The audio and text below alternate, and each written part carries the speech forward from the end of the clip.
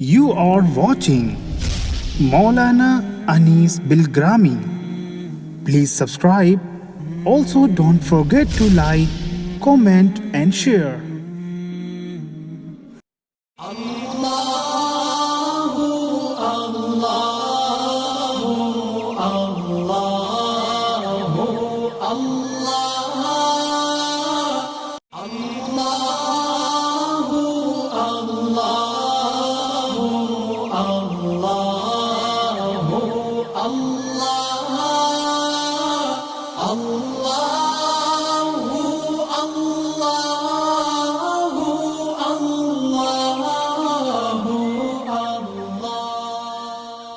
السلام علیکم ورحمۃ اللہ وبرکاتہ۔ بسم اللہ الرحمن الرحیم۔ الحمد للہ رب العالمین والصلاة والسلام علی سید المرسلین وعلی آلہ واصحابہ وازواجہ وذریاتہ واہل بیتہ اجمعین، اما بعد۔ اللہ تعالیٰ نے ماہ رمضان کے تینوں عشروں کو الگ الگ خصوصیات سے نوازا ہے۔ رمضان کا پہلا عشرہ رحمت ہے، اس کی اپنی خصوصیات ہیں۔ رمضان کا دوسرا عشرہ مغفرت کا عشرہ کہلاتا ہے، تو اس کی اپنی خصوصیات ہیں۔ اس کا جو تیسرا عشرہ ہے وہ بہت ہی اہمیت کا حامل عشرہ ہے۔ جہنم سے خلاصی کا پروانہ اس عشرے میں اللہ اپنے بندوں کو عطا کرتے ہیں۔ آخری عشرے کی جو سب سے اہم خصوصیت ہے، نبی کریم صلی اللہ علیہ وسلم کی 10 سالہ مدنی زندگی کے حوالے سے اپنے نبی کا وہ اہتمام اپنے ذہنوں میں رکھیے جو آپ علیہ السلام نے مدینہ منورہ تشریف لانے کے بعد مسجد نبوی میں رمضان کے آخری عشرے میں اعتکاف فرما کر ہمیں اور آپ کو ایک سبق دیا ہے۔ نبی علیہ السلام کی 10 سالہ مدنی زندگی میں اعتکاف بہت نمایاں حیثیت سے واضح ہو کر امت کے سامنے موجود ہے۔ یعنی آپ علیہ السلام نے 10 سالہ مدنی زندگی میں ہر سال بڑے اہتمام سے اعتکاف فرمایا۔ ایک عذر 1 سال کے رمضان میں پیش آ گیا تھا، تو آپ علیہ السلام نے اپنی حیات مبارکہ کے آخری رمضان میں بجائے 10 دنوں کا اعتکاف کرنے کے، بجائے 1 عشرے کے اعتکاف کرنے کے، میرے مصطفیٰ علیہ السلام نے 20 راتوں کا 20 شبوں کا اعتکاف کیا تھا۔ آپ علیہ السلام نے کبھی ناغہ نہیں کیا مدنی زندگی میں اعتکاف کا، اور 1 سال اعتکاف میں کوئی عذر پیش آیا تھا جس سے آپ علیہ السلام اس رمضان کے آخری عشرے میں اعتکاف نہیں کر سکے تھے، تو حیات مبارکہ کے آخری رمضان میں 20 روزہ اعتکاف آپ نے فرمایا تھا۔ قرآن مجید کی ایک آیت ہے، اگر اس کو سامنے رکھیں تو اس آیت کے تناظر میں مفسرین نے جو کچھ لکھا ہے وہ بڑی آسانی سے آپ کی سمجھ میں آ جائے گا۔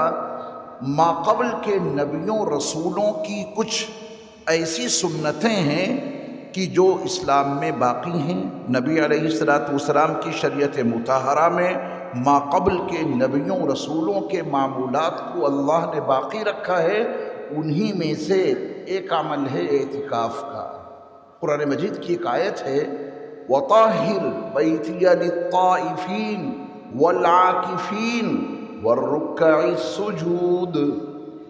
بیت اللہ کی تعمیر مکمل ہوئی۔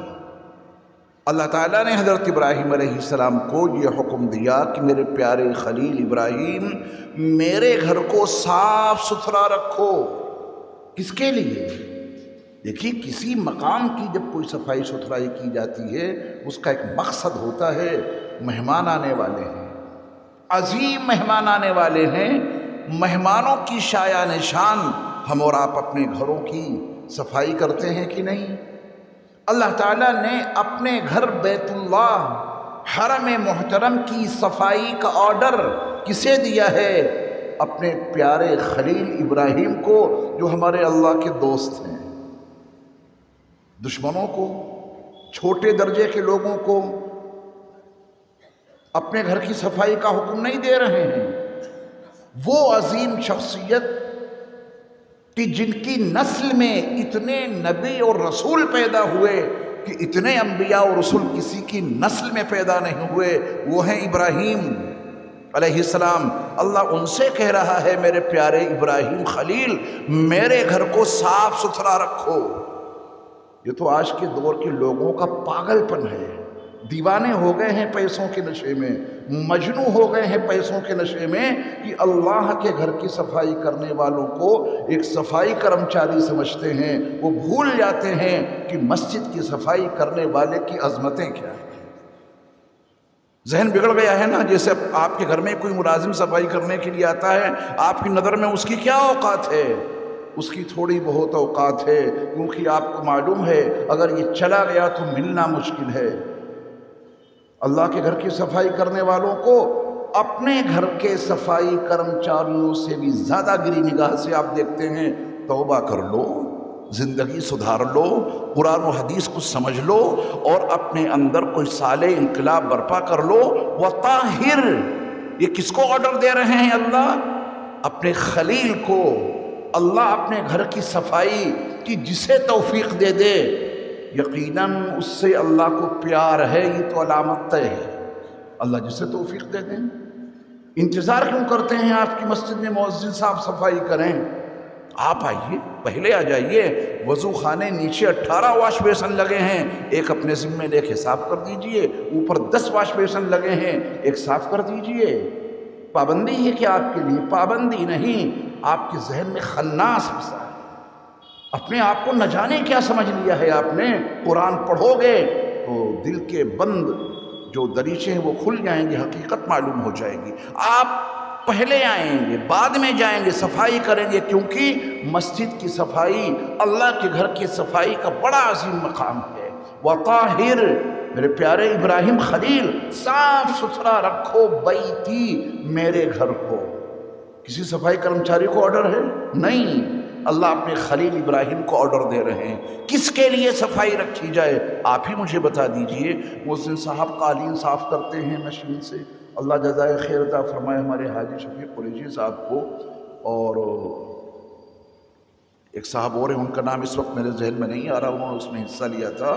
روزانہ قالین کے اوپر وہ مشین چلتی ہے، رواں اس کا کھڑا ہے، قالین میں بدبو نہیں ہے۔ یہ اتنی صفائی کس کے لیے کرائی جا رہی ہے؟ بولیے۔ ان لوگوں کے لیے جو اللہ کے مہمان آ کے یہاں نماز پڑھیں گے، انہی کے لیے۔ وضو خانہ کیوں صاف رکھا جا رہا ہے؟ نمازیوں کے لیے۔ تمام تر انتظامات کس کے لیے کیے جا رہے ہیں؟ نمازیوں کے لیے۔ تو اللہ کا فرمان دیکھیں، وَطَاهِرْ بَيْتِيَ لِلطَّائِفِينَ وَالْعَاكِفِينَ وَالرُّكَّعِ السُّجُودِ۔ میرے خلیل ابراہیم، میرے گھر کو صاف ستھرا کر دو، میرے گھر کو صاف رکھو۔ طواف کرنے والوں کے لیے، للطائفین، اللہ نے اپنے گھر کی صفائی کا آرڈر دیا۔ میرے ابراہیم خلیل، طواف کرنے والوں کے لیے میرا گھر صاف ستھرا رکھو۔ جو طواف کرنے آئے اسے میرا گھر، میرا حرم صاف ملنا چاہیے۔ میرے ابراہیم خلیل، میرے گھر کو صاف ستھرا رکھو۔ اعتکاف کرنے والوں کے لیے، اللہ اکبر، اعتکاف کرنے والوں کے لیے، وَالرُّكَّعِ السُّجُودِ، اور نماز ادا کرنے والوں کے لیے، رکوع سجدے کرنے والوں کے لیے میرا گھر صاف رکھیے۔ کچھ ہمیں بھی عقل آ جاتی۔ نمازیوں کے لیے اللہ اپنے خلیل ابراہیم کو حکم دے رہے ہیں، میرا گھر صاف رکھو۔ رکوع سجدے کرنے والوں کے لیے، اس میں مؤذن صاحب کی تو قید نہیں ہے، آپ بھی اس میں حصہ لیا کیجیے اس حوالے سے کہ یہ اتنا عظیم عمل ہے۔ میرے اللہ نے اپنے دوست کو یہ آرڈر دے دیا، میرا گھر صاف رکھو۔ والعاکفین، اعتکاف کرنے والوں کے لیے، علماء نے لکھا ہے کہ اعتکاف کی سنت ان سنتوں میں سے ہے جو ماقبل کے تمام نبیوں، تمام رسولوں نے اس سنت کو ادا کیا ہے۔ یہ تمام نبیوں تمام رسولوں کی سنت ہے اعتکاف کرنا. نوعیت میں تبدیلی رہی. نبی آخر الزمان حضرت محمد صلی اللہ علیہ وسلم نے بھی بڑے اہتمام کے ساتھ اس اعتکاف کو علی عمل کو کیا ہے. امام زہری نے ایک بڑی عجیب بات کہی ہے، اس کو بھی ذرا دل تھام کے سن لیجئے. اللہ ہمیں اور آپ کو شعور عطا فرمائے. امام زہری فرماتے ہیں کہ تمام نبیوں تمام رسولوں کی سنت، نبی آخر الزمان حضرت محمد صلی اللہ علیہ وسلم کی اہتمام کے ساتھ ادا کی جانے والی یہ سنت اعتکاف، اسے امت نے چھوڑ رکھا ہے نا افسوس کی بات. نبی کا عمل، نبی کا کردار، نبی علیہ السلام نے اعتکاف کے حوالے سے جو فضائل بتائے ہیں اور اس کے جو فوائد بتائے ہیں وہ آپ کی سمجھ میں کیوں نہیں آ رہے؟ آخری عشرے میں اعتکاف، اللہ کے گھر میں آ جانا، ان کے در پہ پڑ جانا. جب کوئی کسی کے در پہ پڑ جاتا ہے تو وہ عطا ہی کر دیتا ہے، کوئی کچھ نہ کچھ دے ہی دیتا ہے.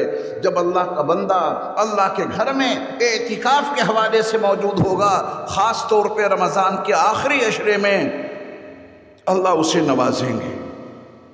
آج کے اس دور میں بھی کچھ مسجدیں ایسی ہیں جن میں کوئی اعتکاف کرنے والا نہیں ہوتا، اور جن مسجدوں میں کوئی ایک آدھے اعتکاف کرنے والے ملتے بھی ہیں، جن کے پاس کوئی کام نہیں، کوئی دھندہ نہیں. محلے کے لوگ کہتے ہیں کہ بڑے میاں آپ بیٹھ جائیے، گھر سے کھانا ہم بھیجتے رہیں گے، اور جس دن میں اعتکاف پورا ہوتا ہے محلے کے ایک آدھے لوگ انہیں سوٹ بھی دے دیتے ہیں. دیجئے، کون منع کر رہا ہے؟ آپ کیوں نہیں بیٹھتے؟ یہ نبی کی سنت آپ کی سمجھ میں نہیں آ رہی ہے کیا؟ یہ نبی کا طریقہ آپ کے ذہن میں کیوں نہیں اتر رہا ہے؟ کوئی تقاضا ہے تو یہ احساس تو دل میں ہو کہ ہاں ہم ایک نبی علیہ السلام کی سنت کو مسلسل چھوڑتے جا رہے ہیں. پوری زندگی گزر گئی، پوری زندگی میں ایک مرتبہ بھی نبی علیہ السلام کی سنت کو نہیں اپنایا. ہاں، اور کاموں کے لیے آپ کے پاس بہت ٹائم ہے. آپ کو کوئی سمجھا دے بے بنیاد باتیں تو آپ اس کے کہنے پہ نکل جائیں گے، 10 دن کے لیے، 15 دن کے لیے، 20 دن کے لیے، اور جو ثابت ہے اس سے آپ کو کوئی مطلب نہیں. اللہ تعالی ہمیں اور آپ کو اعتکاف والے عمل کی توفیق عطا فرمائے. بڑا اہم عمل ہے، امت نے اس کو چھوڑ رکھا ہے. اور آخری عشرے کا انتخاب اس لیے کیا گیا کہ شب قدر تو مل ہی جائے گی انشاءاللہ.